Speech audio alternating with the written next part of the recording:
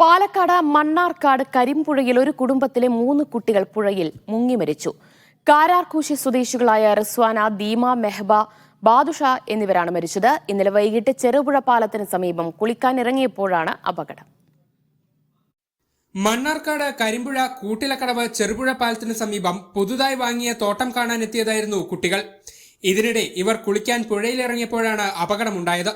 പുഴയിലൂടെ താഴേക്കിറങ്ങിയപ്പോൾ പാറക്കെട്ടുകൾക്കിടയിൽ പെടുകയായിരുന്നുവെന്ന് സ്ഥലത്ത് ആദ്യമെത്തിയ നാട്ടുകാർ പറയുന്നു.